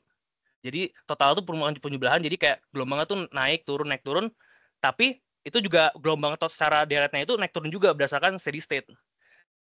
Next. Nah, jadi di sini lebih gue tambahin juga ini penurunan rumusnya, di mana kondisi inisial yang biasa dipertanyakan di soal itu perpindahan di awal 0 dan kecepatan juga 0. Nah, cuma percepatan enggak. Nah, kalau dimasukin ke dalam rumus persamaan solusi tadi, didapetin nilai UC-nya itu sebagai berikut dan UP-nya juga tetap sama. Karena UP ini yang tadi gue udah jelasin itu nggak ada hubungannya sama initial condition. Itu berhubungannya sama beban. Makanya di sini nggak berubah. Nah, kalau ditambahin maka didapetin persamaan solusi geraknya ini UT sama dengan P0 per K itu merupakan static displacement. Nah, static displacement ini apa? Ini sebenarnya penurunan rumusnya itu dari hukum Hooke. Jadi beban dibagi sama kekakuan sama dengan perpindahan. Jadi kalau misalnya kekakuannya pindah kan kekakuan dikali perpindahan sama dengan gaya kan. Nah, itu sama aja kayak hukum Hooke. Nah, itu static displacement. Nah, static displacement ini itu terjadi ketika bebannya statik. Nah, kan di sini bebannya nggak statik. Makanya di sini ada persamaan, ada respon dari steady state sama transient response. Nah, ini yang komponen yang sin omega t minus beta sin omega nt ini itu merupakan perpindahan itu. Dan ada juga namanya dynamic magnifier atau RD. Nah, ini tuh bergantung dengan nilai betanya yang tadi merupakan rasio antara frekuensi beban dibagi sama frekuensi struktur. Nah, kalau misalkan nilai betanya mendekati 1, nah kita lihat nih, kalau misalkan 1/1 min betanya ini, betanya 1, itu bakal 1/0. Dia bakal nilainya akan infinity bahkan. Nah, ini tuh berarti struktur sama beban itu bekerja pada frekuensi yang sama. Dia bakal beresonansi, ya kan? Betanya 1. Berarti omega sama dengan omega n. Nah, itu bakal beresonansi dan itu sangat bahaya. Nah, apalagi untuk sistem undammed. Karena kalau undammed, dia nggak ada redaman sama sekali, dia tuh bakal dynamic modifier tuh bisa infinity tadi. Jadi sangat gede banget gitu. Bakal nambah terus dan nggak bakal berhenti. Nah, mungkin next lagi. Nah, sekarang ini juga kalau misalkan strukturnya diberikan beban secara pelan-pelan atau quasi statik, ini tuh merupakan omeganya dari beban itu sangat kecil. Kalau misalkan kita lihat tadi beta sama dengan omega per omega n, nah omega yang atas ini sangat kecil. Jadi percepatan itu sama dengan 0. Nah, kalau percepatan sama dengan 0, berarti M dikali percepatan sama dengan 0. Jadi sisanya tinggal KU sama dengan P0 sin omega T. Nah, habis itu berarti kalau kita misalkan pindah sisain sendiri, kita bagi dengan K, berarti dapat P0 per K sin omega T. Nah, berarti kalau misalkan defleksi maksimum terjadi ketika P0-nya aja kan, berarti nggak ada sinnya. Sinnya 1. Berarti UST atau perpindahan statik itu sama dengan P0 per K. Nah, itu dinamakan static deformation. Itu yang tadi yang di persamaan solusi yang tadi. Itu UST 0 ini. Nah, next. Nah, sekarang gue bahas lebih mengenai pengaruh dari nilai betanya ini terhadap perpindahan dari struktur sendiri. Nah, kan tadi solusi dari particular solution dari struktur itu kan sebagai berikut. Nah, kalau misalkan P0 per K-nya ini kita ganti dengan statik yang tadi UST itu, nah, maka kita bisa lihat di sini. Kalau misalkan dia betanya itu sama dengan omeganya beban dengan omega natural struktur itu sama, maka itu dia akan beresonansi. Kalau di grafik itu bisa dilihat yang di warna merah ini, itu dia bahkan nggak ada nilainya. Nah, tapi kalau misalkan dia nilainya omeganya itu lebih besar dibanding natural strukturnya, dia tuh bakal out of phase. Nah, out of phase itu apa? Jadi out of phase sama in phase itu adalah pergerakan beban, arah beban itu sesuai sama pergerakan strukturnya. Jadi kalau out of phase itu bebannya itu berlawanan dengan pergerakan struktur. Nah, kalau misalkan dia positif, berarti itu namanya in phase. Berarti pergerakan antara beban sama struktur tuh barengan. Nah, ini tuh biasanya pergerakan out of phase sama in phase ini tuh nilainya 0 derajat sama 180 derajat buat phase angle. Nah, phase angle apa ntar akan gue bahas di next slide. Next. Nah, ini oke. Sekarang masuk. Nah, ini phase angle yang tadi gue bilang. Nah, kalau misalkan dia nilai omeganya itu di bawah omega n yang di bawah ini, nah maka nilai itu 0 derajat. Berarti dia tuh benar-benar searah arah beban sama pergerakan struktur. Itu sama. Nah, kalau misalkan dia nilai betanya positif, berarti kan omeganya lebih besar. Ya omeganya lebih besar dibanding omega natural. Berarti dia 180 derajat out of phase gitu. Nah, ini juga dibahas mengenai dynamic magnification factornya itu yang tadi 1/1 min beta kuadrat. Nah, kalau di sini vertical solution tadi kan udah dapat juga UST per 1 min beta kuadrat. Nah, dimasukin RD-nya. Nah, sama aja berarti kan buat solusi partikular itu sama dengan perpindahan statik UST 0 sekali dynamic magnification factor ya dikali sin omega T minus phase angle yang tadi. Nah, kalau di grafik ini kita bisa lihat kalau misalkan dia nilai betanya sangat kecil, yang tadi gue bilang omeganya bebannya kecil banget dibanding strukturnya, berarti dia tuh strukturnya tuh dibebani secara quasi-statik. Dia tuh sangat kecil nilai betanya. Nah, kalau dilihat di grafik ini, dilihat nilai RD-nya juga dekati 1 kan. Nah, berarti itu maksudnya apa? Berarti kalau misalkan solusi partikular sama dengan U statik dikali RD-nya, kalau RD 1 berarti sama aja kayak perpindahan dari struktur akibat beban harmonik ini sama aja kayak perpindahan statiknya. Gitu. Nah, ketika RD-nya RD-nya ini antara nilai betanya itu antara 0,5 sampai 1,4 1,2 itu tuh di mana titik beban itu sangat berpengaruh, beban dinamik. Jadi dia RD-nya nilai sangat besar banget sampai berarti berkali-kali lipat dari beban statiknya. Nah, makanya apalagi kalau yang nilainya 1 itu sangat berbahaya bagi struktur.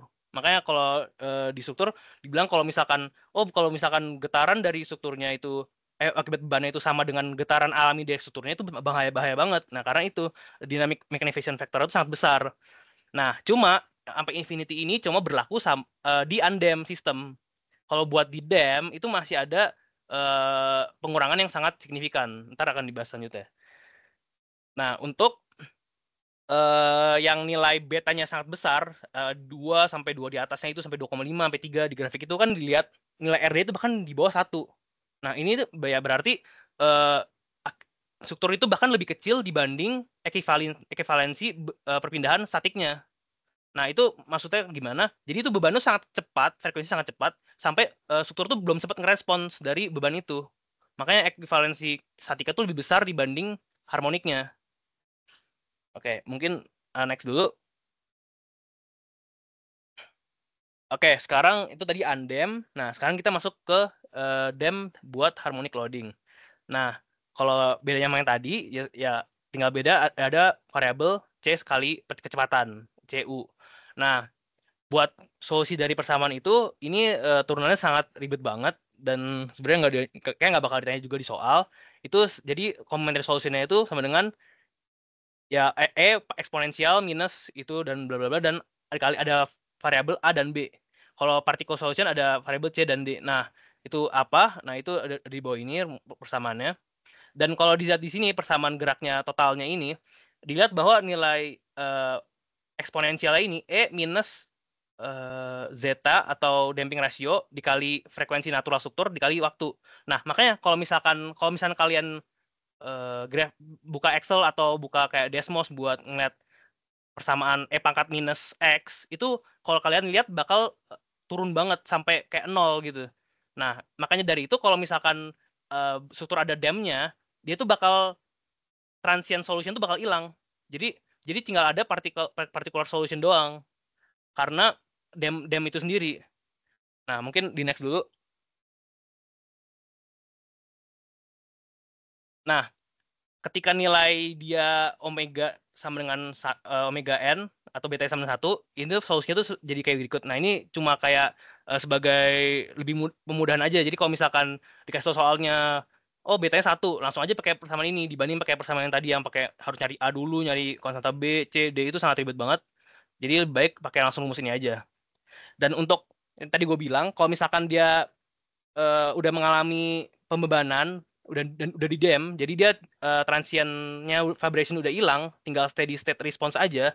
Nah, berarti tinggal UP-nya doang dong, karena UC-nya sama dengan 0. Nah, makanya di sini UT sama dengan UP0. UPT, sorry. Nah, itu sama dengan U0 dikali sin omega T minus phase angle-nya tadi. Nah, U0-nya itu apa? Yaitu tadi U static dikali sama magnification factor-nya tadi, RD. Nah, dengan nilainya U0 itu sebagai berikut, dan phase angle-nya juga sama, dan RD-nya juga perbedaan dari yang tadi. Kalau tadi yang sebelumnya undam, itu RD-nya tinggal 1 per apa sih namanya? Mutlak, sorry. Oke. Kalau tadi 1 per mutlak dari 1 min beta kuadrat. 1 min beta kuadrat. Nah, kalau ini karena ada efek dari damping, jadi 1 per akar 1 min beta kuadrat dikuadratin ditambah sama 2 dikali dari damping rasio dikali beta kuadrat. Nah, makanya kalau misalkan perbedaannya antara undam sama dam itu kalau misalkan dia di dam, dia kalau misalkan 1 min beta kuadratnya 0 pun dia tuh nggak bakal jadi infinity lagi.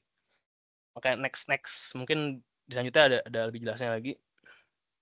Nah, ini yang gue tadi bilang, kalau misalkan kalian lihat di yang 0% damping atau yang undam, itu nilai di beta 91 itu infinity, bahkan nggak ada nilainya.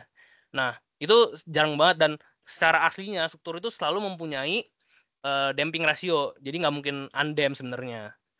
Nah, jadi kalau misalkan dia ada dam, bahkan kecil sekalipun, dia tuh bakal mengurangi dynamic responsive factor secara signifikan. Bahkan sebenarnya damping ini tuh mengurangi secara keseluruhan. Bahkan yang di misalkan di beta 92 aja kalian lihat itu kayak cuma 1 garis doang. Tapi sebenarnya itu kalau misalkan di antara 0% damping sama 10% damping itu berbeda, dan 10% damping itu di bawahnya gitu. Nah, tapi signifikannya itu di daerah beta 0,5 sampai 1,5. Bisa dilihat sendiri kayak jauh banget gitu. 5% itu di 10 kali lipatnya. Tapi kalau dia 10% aja, dia langsung 5 kali lipatnya. Kalau 5% tuh cuma 2 kali lipatnya doang. Kayak jauh banget. Nah, makanya itu signifikannya tuh di daerah tersebut damping. Di daerah di mana bebannya itu satu frekuensi dengan frekuensi natural struktur. Nah, untuk betanya di bawah 2, yang tadi gue bilang quasi-statik itu, nilai RD itu cuma 1. Jadi kayak nggak ngaruh. Jadi sama aja kayak U statiknya itu sama dengan P0 kali per K aja, nggak ada RD-nya lagi. Nah, kalau misalkan dia lebih dari 2, dia tuh di bawahnya. Bahkan RD itu mendekati 0. Makanya U0 ini didekati sama omega dari bebannya aja. Jadi P0 per M dikali frekuensi dari beban kuadrat. Nah, kalau misalkan dia mendekati 1, nah nilai RD-nya ini ya bergantung banget sama redamannya. Bahkan kalau misalkan dia 1, rumusnya tuh jadi betanya hilang, jadi tinggal 1 per 2 dikali damping rasio. Next. Nah, ini lebih jelasnya lagi yang tadi gue jelasin. Kalau misalkan setelah dikenai beban harmonik di dam structure, setelah beberapa cycle, dia transient response-nya itu bakal hilang. Transient vibration-nya bakal hilang. Sementara kalau yang di kiri itu undam, yang kanan yang dam ya. Kalau yang di kiri yang di undam itu dia bakal terus-terusan. Jadi struktur tuh bakal bergerak terus natural strukturnya. Tapi kalau misalkan di dam itu setelah beberapa cycle dia tuh hilang. Jadi tinggal steady state doang, tinggal UP doang. Jadi kalau bisa lihat total response sama UP-nya itu sama di cycle-cycle berikutnya gitu. Next. Nah, ini kalau misalkan nilai beta 1 yang tadi yang gue jelasin, RD-nya kan 1 per 2 dikali damping rasio. Nah, berarti kalau misalkan kita nyari perpindahan nolnya sama dengan U statik dikali RD. Nah, RD kan tadi kan 1 per 2 damping rasio. Berarti, dan UST-nya itu P0 per K. Nah, berarti dapetin persamaan, berarti U0-nya itu P0 per C kali omega N. Nah, C-nya itu redaman yang rumusnya tuh 2M kali omega N dikali damping ratio. Nah, kalau misalkan persamaan yang tadi kita dapat steady state solution tadi, yang UST 0 dikali RD sin omega T min phase angle ini, kalau kita turunin persamaannya, kita juga dapetin hubungan antara magnifier buat velocity dan juga acceleration. Kalau RD kan cuma buat deflection doang. RD makanya namanya. Nah, kalau misalkan R buat velocity itu juga bisa dikaliin sama betanya aja, dikali dengan omega per omega n aja. Nah, kalau misalkan buat acceleration itu juga sama, tinggal betanya kuadrat tapi, atau beta dikali sama yang magnifier yang velocity. Gitu. Next. Nah, oke, ini mungkin contoh soal aja. Mungkin yang gue himbau itu juga ya, ingat sama satuan itu nggak boleh salah. Jadi buat satuan yang beda-beda yang terpakai ton atau yang konstruktor dalam milimeter itu kalian harus samain buat konstantanya, buat satuannya. Jadi di soal ini tuh dikasih tahu bahwa struktur SDOF dengan massa total 60 ton, konstrukturnya itu 650 kali 650 milimeter persegi, dan tinggi antar lantai itu 4,2 meter. Nah, dikasih tahu juga di sini modus estetitasnya 30.000 MPa dan damping ratio-nya 5% dan bebannya 45 kN sin omega T. Dan di sini dikasih tahu bahwa juga struktur tuh udah berada dalam kondisi steady state yang tadi udah gue bilang, di mana solusinya itu tinggal solusi partikular aja. Jadi yang komplementari itu udah nggak ada. Nah, dengan betanya ini nilai 1,45 dan ditanyakan bahwa perpindahan buat masing-masing lantai 1, 2, 3 dan pada waktu T96 detik dalam meter. Nah, kalau dilihat dari strukturnya ini kan ada 3 lantai. Sebenarnya itu buat MDOF, tapi di soal ini diasumsikan sebagai SDOF dan massa terkumpul pada lantai 3. Berarti massa di lantai 1, lantai 2, lantai 3 bisa kita jumlahin aja dan ditaruh di lantai 3. Nah, untuk sekarang langkah pertamanya, next, kita hitung dulu kekakuan. Nah, kalau kekakuan kolomnya ini yang udah dijelasin tadi sama Michael juga, itu buat kondisi jepit-jepit itu 12 EI per H pangkat 3. Tapi buat yang sendi ada pergerakan di bawahnya itu 3 dikali EI per H pangkat 3. Nah, itu dikaliin. Nah, jangan lupa satuan juga 12 kali 30 pangkat 10 pangkat 6 itu dirubah jadi KPA. Terus buat inersianya itu 1/12 BH pangkat 3. Nah, karena B sama H-nya sama yang tadi penapang kolomnya 650 mili, berarti 0,65 meter dikaliin dan pangkat 3, itu didapetin hasil kekakuan 72.281 kilonewton per meter. Dan juga dihitung juga yang buat sendinya, yang buat sendi peletakan sendi. Nah, itu sebenarnya bisa dibagi 4 aja langsung, atau mau dihitung lagi ya bisa sama aja. Dan dapat hasil kayak gitu. Nah, buat lantai 2, lantai 3 itu juga sama, karena lantai 2 sama 3 itu nggak ada peletakannya, tapi antara masa ke masa selanjutnya itu nggak ada dijelasin itu antara sendi atau roll, jadi diasumsikan jepit. Nah, kalau jepit berarti rumusnya kan 12 EI per H pangkat 3. Makanya nilainya itu sama yang jepit-jepit. Peletakan jepit maksudnya. Oke, next. Nah, kan kita udah mendapatkan kekakuan dari masing-masing kolom. Dan kalau misalkan kolomnya itu dilihat di lantai 1 ada 4 kolom. Di mana ada yang 2 jepit sama 2 yang sendi. Makanya dari itu kalau dijumlahin mereka tuh bekerja secara paralel. Karena dia nggak langsung berhubungan kan. Jadi dijumlahin semua dapat 180.700-an sekian. Dan terus yang kedua juga sama, itu paralel juga, dan yang ketiga juga paralel antara kolom-kolom di lantai tersebut. Nah, kalau sudah dapat kekakuan per lantai, kan mereka kalau dilihat secara simpelnya, secara bentukan pegasnya dia seri kan antara lantai. Maka dari itu buat nyari kekakuan ekuivalen totalnya itu harus pakai seper itu buat yang seri. Sehingga dapetin kekakuan total dari struktur itu 51.629 kN per meter. Next. Nah, setelah udah dapat kekakuan, kan tadi di set juga di soal kalau misalkan struktur itu udah dalam kondisi steady state. Nah, berarti kita tinggal pakai rumus aja yang tadi steady state response saja. Nah, di mana ada variabel U0, ada phase angle dan juga frekuensi. Nah, U0 itu dicari dengan rumusnya P0 per K ini, sehingga didapetin hasil 7,8384 kali 10⁻⁻4 meter ini.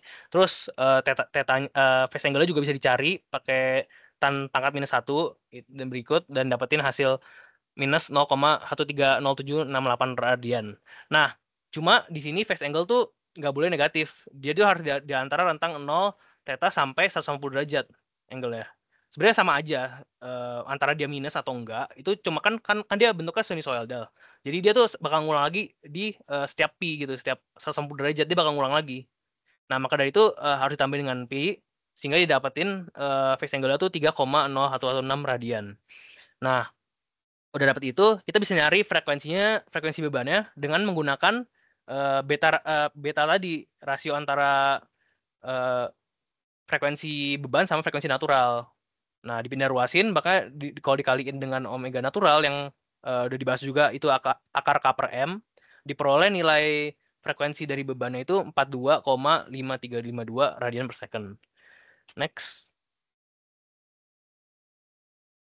Nah, kalau udah selesai dapat persamaan variabel-variabel tersebut, kita bisa nyusun persamaan solusi dari struktur itu, yang U0 kali sin omega T minus phase angle-nya.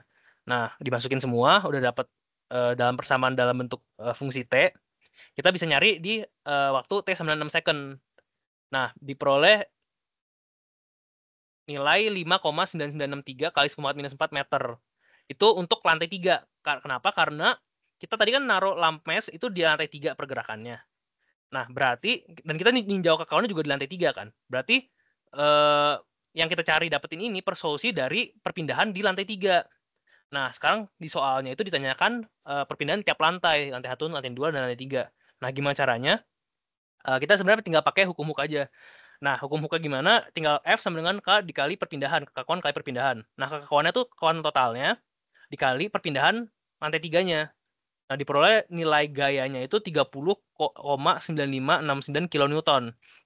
Nah, gaya ini bekerja sama untuk setiap pegas. Setiap pegas yang tadi kita hitung kekakuannya per lantai. Nah, maka dari itu kita bisa masukin 30,9569 kN ini ke dalam persamaan Hooke buat per lantai. Jadi F sama dengan kekakuan di lantai 1 dikali perpindahan lantai 1. Jadi 30,9569 sama dengan kekakuannya dikali defleksinya. Nah, didapetin defleksi lantai 1, lantai 2, lantai 3. Nah, sebenarnya ini tuh bukan perpindahan tiap lantai. Jadi jangan sampai terkecoh di sini. Perpindahan delta di sini itu relatif terhadap lantai tersebut saja. Jadi kayak misalkan delta 2, yaitu perpindahan ujungnya delta 2 terhadap lantai 1 gitu. Jadi buat nyari perpindahan lantai relatif ke tanah, kita harus jumlahin misalkan untuk yang lantai 3 ya, berarti perpindahan di lantai 1, lantai 2, lantai 3 kita jumlahin semua. Makanya next lagi. Nah, di sini buat lantai 1 kita tinggal pakai delta 1 aja. Tapi untuk lantai delta 2 kita harus jumlahin antara perpindahan di lantai 1 sama lantai 2 juga. Nah, kalau untuk yang 3 kita ya jumlahin semuanya, lantai 1, delta 2, delta 3. Nah, dapetin hasil berikut. Dan kalau kita lihat di sini, delta 3-nya ini kan nilainya 5,9963. Nah, kalau kita lihat dari sebelumnya, itu nilai nah, yang kita cari ini tadi U6 ini nilainya juga sama, 5,9963. Nah, berarti yang kita hitung ini udah bener gitu. Ya, oke. Udah sekian ya. Oke, jadi buat sampai sekarang ada yang mau tanyain nggak?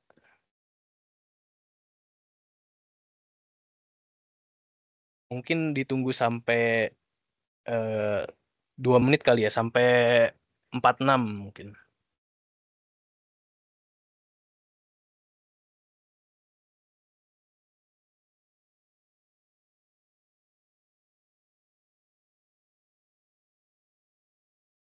Mungkin aku mau tambahin aja deh.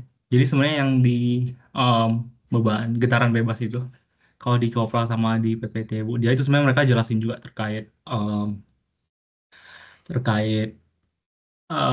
dengan redaman metode kolom gitu ya. Pokoknya ada redaman tertentu gitulah. Terus dikasih tahu juga gimana cara ngitung energi. Cuman itu kalau dilihat sih cuma kayak di satu kasus gitu sih. Jadi kayaknya apa ya? Kemungkinan besar itu kayak mungkin fun fact atau gimana. Cuma nanti bakal diupdate aja sih di PPT-nya, bakal ditaruh. Jadi jaga-jaga juga kalau tiba-tiba keluar. Sebenarnya juga ini apa ya, materinya pun sebenarnya lanjut gitu ya. Jadi dari awal kita belajar dulu kekakuan itu apa. Jadi kan tadi udah tahu K-nya datang dari mana. Terus dari definisi SDOF itu apa, kayak apa sih maksudnya lames itu, kayak masanya kalau SDOF itu ternyata masanya itu dipusatkan gitu jadi satu. Terus dari situ lanjut ke getaran bebas tanpa redaman. Ini dari sini kita peroleh parameter-parameter naturalnya omega n gitu-gitu. Terus dengan redaman itu di sini output yang diperoleh itu zeta-nya berapa, terus koefisien C-nya berapa. Jadi intinya parameter redamannya. Kemudian next levelnya lagi itu udah ada beban harmonik, itu benar-benar udah ada beban luar ya, ada beban luar. Itu mungkin ini outputnya tergantung ya dikasih tahu apa. Cuman biasa sih kalau aku kalau ini kepikirannya outputnya tuh yang ini frekuensi eksitasinya omeganya. Karena nanti ini bakal dari sini bakal peroleh betanya bisa tahu lah nilai berapa. Maksudnya nggak biar bisa bisa dikontrol gitu, nggak boleh mendekati satu. Kemudian lanjut kasus yang terakhirnya itu udah dam SDF harmonic loading ini. Nah ini benar-benar kondisi yang apa ya, paling mendekati aktualnya untuk kasus SDOF. Jadi sebenarnya kalau struktur itu kan sebenarnya MDOF ya itu lebih akurat lagi. Cuman ya ini memang SDOF ini memang sering digunakan untuk penurunan penurunan apa ya, beban gempa gitu. Jadi misalkan nanti bakal dipelajarin kayak respon spektra atau gimana itu sebenarnya nanti kan nanti bakal dipelajari lah respon spektra itu ada grafiknya, natural, terus ada percepatan spektranya itu diturunkan dari SDOF sebenarnya semuanya. Jadi kayak ya ini maksudnya apa ya, ber dia memang ini kelihatannya kompleks ya akhir-akhir kayak banyak banget parameternya. Cuma ini sebenarnya ada hubungan dari awal gitu.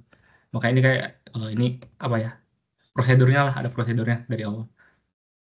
Makanya ini harus pelajarin dengan baik sih tiap babnya. Jangan langsung kayak lompat gitu, ntar itu bakal agak bingung sih. Misalkan mau langsung, oh ya ini nanti ujiannya langsung pakai apa ya, biasanya bukan harmonik, ya udah langsung ini aja. Itu kan agak bingung, ini C-nya gimana nanti, omega n-nya gimana, gitu-gitu ya sih. Gitu sih. Oh, masih tunggu ya kalau ada yang mau tanya.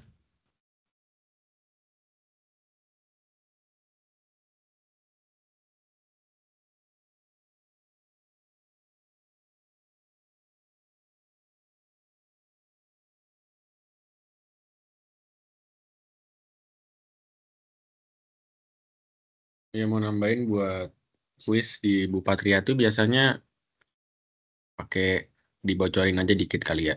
Maksudnya supaya bersiap-siap juga. Kan buat belajar juga biasa dia pakai kuis pakai UTS sebelumnya gitu. Coba kalian pelajarin aja karena terus terang kami bertiga nggak ada yang dari Bupat. Jadi Kendrick doang paling. Cuma Kendrick pun itu setengah setengah apa?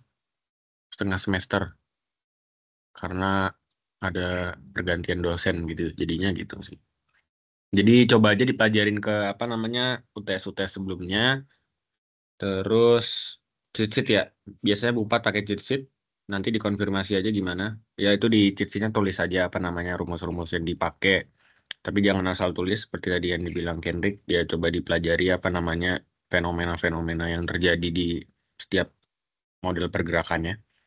Hal itu sangat membantu dan secara Bupat soalnya cukup sulit ya. Bukan sulit maksudnya kayak agak panjang aja. Jadi sebisa mungkin cepat banget nulisnya. Jadi terisi semua gitu. Ya, semangat sih paling buat kuis nanti. Ditunggu kalau ada yang mau nanya ya silakan aja cepet.